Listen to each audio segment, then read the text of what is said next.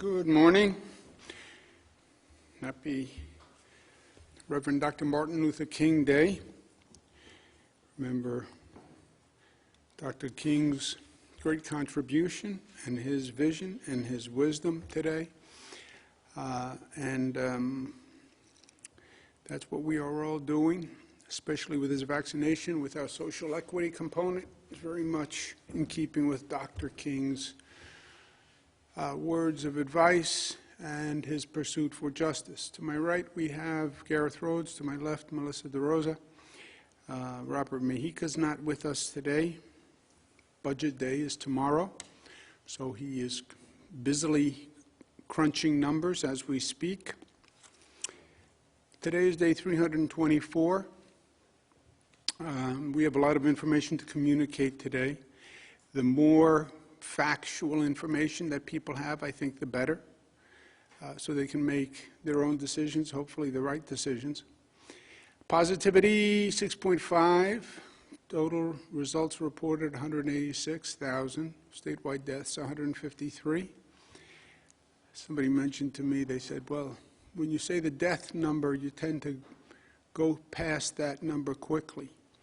I do. If I do, it's because it's the most painful number for me every day. And that is number of people, number of families. Multiply that number by 3. That's how many people are grieving today and crying today. So they're in our thoughts and prayers. Hospitalizations up 97, ICU down 27, intubations down 7. This is percentage hospitalized by percent of the population around the state. Finger Lakes has, again, with the Mohawk Valley, has the highest percentage of people hospitalized. There is a major component of this is how people react to COVID and their behavior. And it's worth noting the variance across the state because that's the variance in behavior across the state. Long Island has taken a relative jump, which is concerning, and we're watching that because Long Island jumped up, not in the right direction. Positivity rate, again, you see that in Long Island has taken a jump. But again, you see the variation across the state. You go from the southern tier, which, by the way, had a big spike at one time and reversed that. It shows you what a community can do when it comes together and recognizes this threat. Long Island, 7.8. That's problematic. And that's new, by the way. Within the city, the Bronx is the highest. Then we have Queens, then Staten Island. Bronx has been ticking up over the past few weeks, so that continues. We said that overall we're in a foot race between the vaccination rate and the COVID infection rate. How many people can you get vaccinated, how quickly, which largely depends on how many dosages you have, and how fast is the COVID infection rate going up. Where are we in that foot race? We're running around the track. Who's ahead, who's behind? Good news, we're seeing a decline in the COVID rates post-Christmas, New Year's Eve surge, right? We said during the holiday season people gather. Depending on how you gather will depend on the infection rate, how far it goes up. But we expected mid-January, late January to start to see that number to come down because the concentration of social gatherings was coming down. And that's apparently what is happening. Positivity rate is down, hospitalization rate is slowing. That's the curve statewide since Christmas. Okay, so Thanksgiving, Christmas, Kwanzaa, Hanukkah, a lot of gatherings. Number goes up. Depending by region, and in how smart and careful people were, then plateaued, and it looks like we're coming down. So that's good news, relatively. These are the curves across the state. You see all a little different. Again, it shows the variance across the state. It's all reflective of community behavior. They look like, you put them all together, you have a mountain range. I still see mountains, different shapes. But they all went up, and they're all coming down, some at faster rates. Some went up higher than other places, and they're coming down at different rates. This is the hospitalization rate, and you can see, really you want to start at the bottom of this chart. Last November, we were 21 new hospitalizations, and then it started to tick up: 46, 82, 104, 131, 152, 164, 97, 165, and now it looks like it's reducing, and we're coming down the other side of the curve, 111, 48, 32, and we just hope that continues. Here's the issue. People have been a little loose with the discussion of a second wave. First wave was the spring. The second wave was not a holiday surge.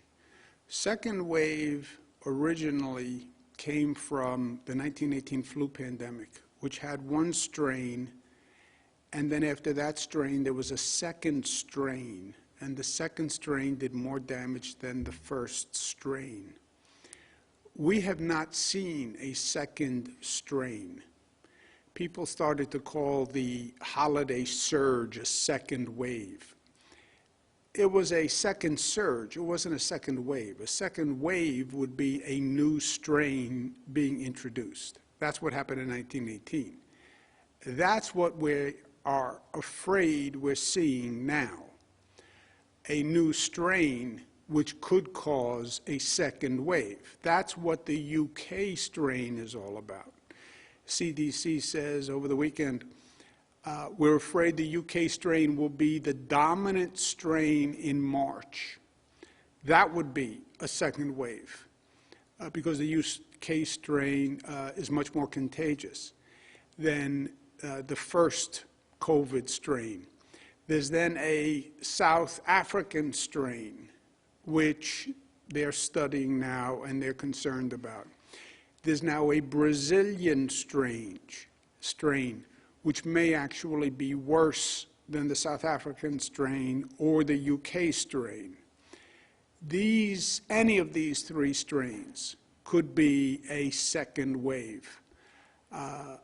If the CDC is right and the UK strain becomes dominant in March, that would then see an increased infection rate, and that would not be good. I still don't understand how the CDC and the federal government can project or anticipate an action but do nothing. If you know there's a UK strain, if you know there's a South African strain, if you know there's a Brazilian strain, why don't you do something? Why don't you stop those people from coming here? We went through this last spring, China to Europe to the United States. We then went through it with the UK strain. 120 countries banned people from the UK or required testing. The United States did nothing. Now they're talking about a South African strain, a Brazilian strain, but then why are you still allowing people to just fly into this country? And then it's too late. Once somebody comes from Brazil with a Brazilian strain, you're off to the races, and we know that. In terms of vaccination rate, the good news is more and more New Yorkers are getting vaccinated. We're over 1 million doses totally administered. Most people, overwhelming majority, are first doses, but 21 days later, people are starting to get the second doses.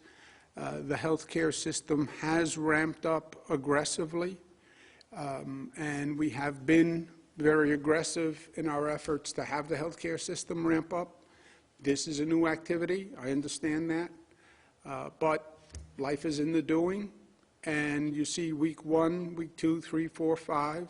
Feels like we've been at it for a long time, but it's only been 5 weeks. But you have a tenfold increase in the number of vaccines that are being done. We still have uneven performance, not surprising, because you have hundreds of facilities doing this. And you have population differences, and you also have performance differences. Whenever you ask 100 facilities to undertake a new and challenging activity, some are going to do better than others. That's life. Not all facilities are the same, and not all regions of the state are the same. Vaccination performance is uneven, and this is in total hospital performance, local health department performance, et cetera. But you have a low of 65% in New York City.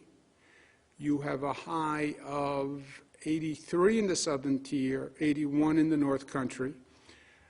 And then, good news, Mohawk Valley, Long Island, Finger Lakes, Western New York. But you see the variance. If you look by region, which is, I believe, an important analysis. You can argue there are differences among regions of the state, different populations, different sizes, et cetera. Okay, let's look at differences within the region itself. You have Saratoga County Public Health Services, 100% lower performing in the capital region, Ellis Hospital at 86, but you're between 86 and 100. Central New York, Onondaga County Health Department, 100%, great. Cayuga Health Department, 100, great. Upstate Medical University Hospital, great. Auburn, 100%. Oswego Hospital, 100%, great. Krause, Oneida, Richard Hutchings, that is all great. But you have the Connect Care Pulaski, 28%. Connect Care Fulton, 34%. That's a dramatic and troubling variance. Finger Lakes, you go from 100 for a number of facilities, 64, 72. Long Island, you have 100%, down to 50%. Part of this is just inexplicable, right? Mid-Hudson, number of facilities at 100%, and you go down to 26%. So this is obviously a cause of concern for us, and it's basically the same story across the state. New York City, you have a number of facilities at 100, a number in the 90s, 80s, and then you go to Brooklyn Plaza Medical Center, 20%. Union Community Health, 26. New York City Health and Hospitals Jacoby, 50%. New York City Health and Hospitals Morsania, 50%. So the variance is obviously problematic. North Country, the range is only 100 to 88. Good for the North Country. Southern tier, 100 to 62. Western New York, 82 is the low performing in Western New York. For the lower performing facilities, we are going to give them less, if any, of the new allocation. They'll all have enough to do their staff, but we want to make sure that the faster facilities, the higher performing facilities, get more of the new allocation because we want it out the door. We don't want it sitting on the shelf. So those that can vaccinate faster will get more of the new allocation. 100% of the nursing home facilities have had their day one first vaccination. That is great news. I want to thank the partners who did this. This was a federally designed program, and the federal government contracted with these pharmacies. But this has been, getting 100% of the nursing homes done is a big deal. Even there, you see, this is long-term care facilities, you see a variance in the number of staff, especially, that has been willing to be vaccinated. And sometimes the declaration rate in some facilities is double what it is in other facilities. We had set aside 225,000 doses for long-term care. 105,000 have been used. 120,000 remain. We're going to reallocate those that are unused in the long-term care facility program to the state program, but we'll make sure that the residents who want to take it and the staff who want to take it, we will reserve their doses. But any unused doses, we're going to reallocate to the main program. We've set up a number of state sites, which are large mass vaccination sites, which have been going well. We have 5 open, and we're going to open 8 additional mass vaccination sites this week. So that's good news. And we also have special efforts to make sure social equity is being performed. And we're reaching out to communities that have less trust in the vaccine to have interventions to speak to those communities about the facts of this vaccine and try to reduce the cynicism and the distrust. I spoke about that today in my King message to the National Action Network. We're also reaching out to the healthcare deserts, parts of the state communities that have fewer healthcare services. So we're reaching out through public housing, churches, community centers. We're opening pop-up vaccination sites in these healthcare deserts because they don't have the pharmacies, they don't have the hospitals, they don't have the doctor's offices. We're working with Somos Community Care and Northwell Health. I want to thank both of them for this partnership. It's not easy. Hospital capacity is still the danger zone, red line, shutdown area, whatever you want to call it. All these discussions, microclusters, yellow zones, orange zones, when the hospital capacity is endangered, that's when we have to go to full shutdown. Well, the numbers are coming down. Yes, the numbers are coming down. If the UK strain hits, if the Brazilian strain hits, if the South African strain hits, you can see those numbers turn around, right? So deal with today, anticipate tomorrow. Yes, the numbers are coming down today. If we have a second wave, buy a new strain, you'll see that number go back up. Unvaccinated doctors and nurses are still a problem. You put unvaccinated nurses and doctors together with a second wave, that should keep us all up at night. When we talk about hospital capacity, it's not that hospitals are running out of beds or equipment. Hospitals are running out of staff. That's what's happening. And if the staff gets sick, then the number of eligible staff comes down. That's what we're concerned about. That's why they were prioritized nationwide in receiving the vaccine.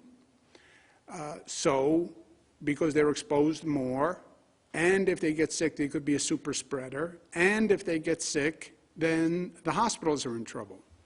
So, recognizing that priority is still important. I get the overall dynamic that we now have about half of the eligible people in the state on the approved list to receive the vaccine, but we still have to take care of the 1A priority. We're only at 60% of nurses and doctors statewide.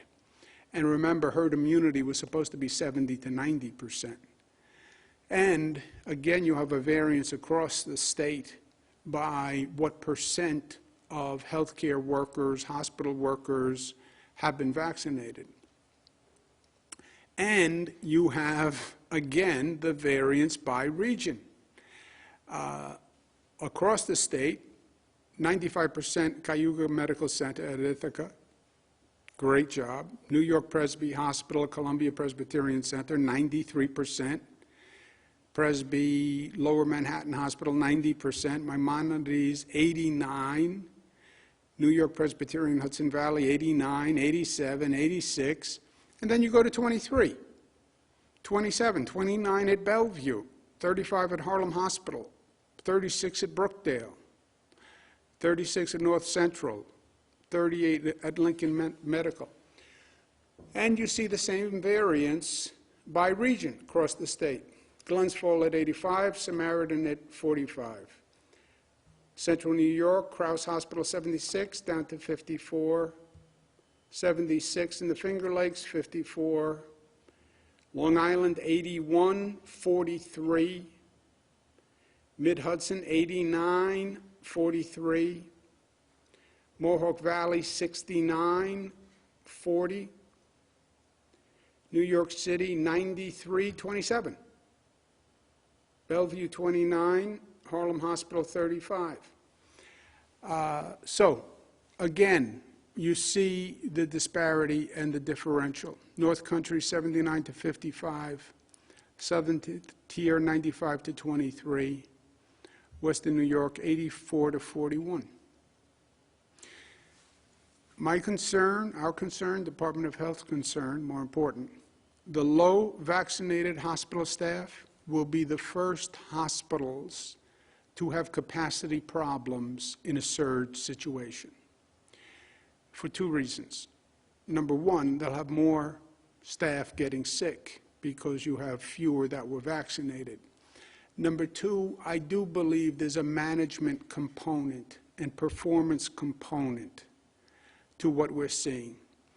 And that management differential, the performance differential, the expertise differential is what you wind up seeing in a surge situation. You look at the hospitals that got into trouble in the surge in the spring, and let's learn something. But I think this is an indicator going forward. Again, facilities with slower vaccination rates will get less of the new allocation. Our allocation is nowhere near enough. We want to maximize it, so places that can get it out first will get priority. A stressor on this entire situation, and a stressor on people across the state, is the federal government increased eligibility dramatically, but never increased the supply of the dosages. Remember what happens here. The federal government sends us a supply, and then we distribute the supply. Trump administration announced last week that they were expediting the second dose to increase the allocations. Secretary Azar said all the doses that have been held in physical reserve will be allocated and sent. They then increased the eligibility to 65 plus and created this wave of expectation. They said there would be more supply to meet the wave they were creating. That was not true. And now they did a total 180 on whether or not there's going to be any more allocation. And as a matter of fact, they say there's not going to be any more allocation. And when you look at what we've been getting, it hasn't gone up. If anything, it went down.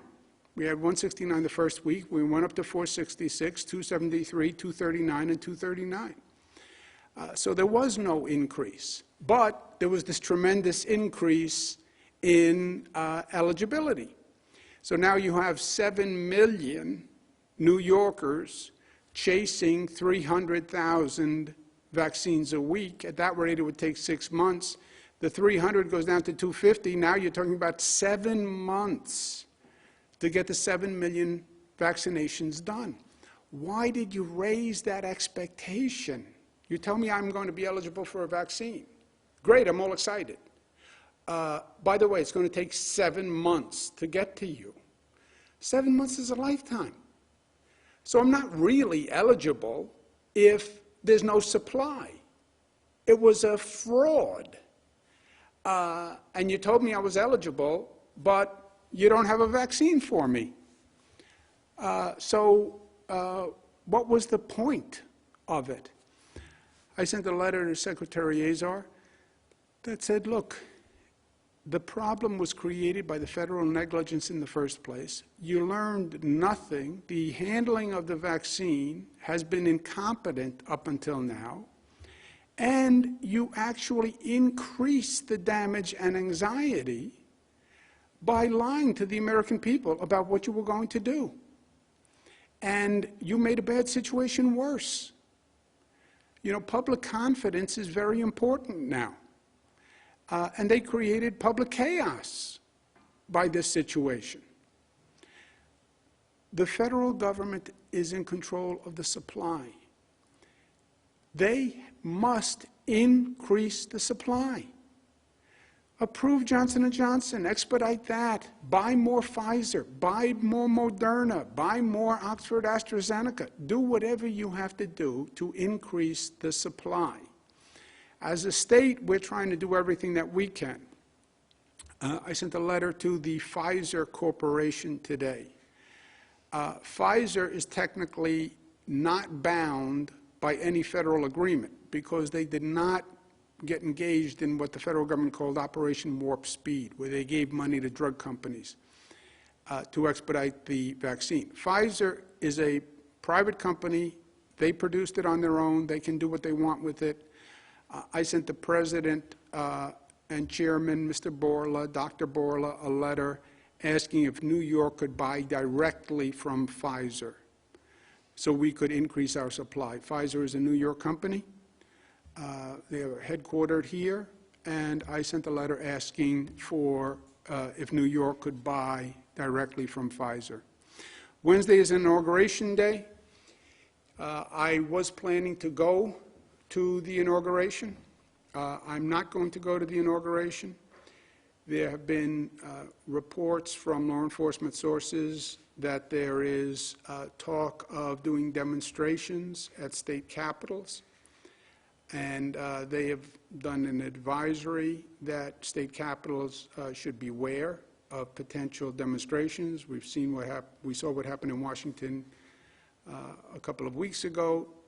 We have made preparations here. We have the state police who have been making preparations. We have police officers on standby. I think that my place is to stay in New York State. Given this possible circumstance. I have no problem asking our public servants to step up when the time is required. If it's a hurricane, if it's a flood, if it's 7 feet of snow in Buffalo, if it's Superstorm Sandy, or if it's possible large-scale demonstrations. But when I do that, my personal inclination is I like to be there also. I'm a little old school. I don't like to ask anyone to do anything that I'm not willing to do. So when I call them up to go shovel 7 feet of snow in Buffalo, I go shovel 7 feet of snow in Buffalo, or as much snow as I can shovel. So if there's a possible situation here at the Capitol, I'm going to be at the Capitol. That's my place. I'm governor of New York, and I want to make sure that I'm here if I need to be here. I sent my best wishes to President-elect Biden.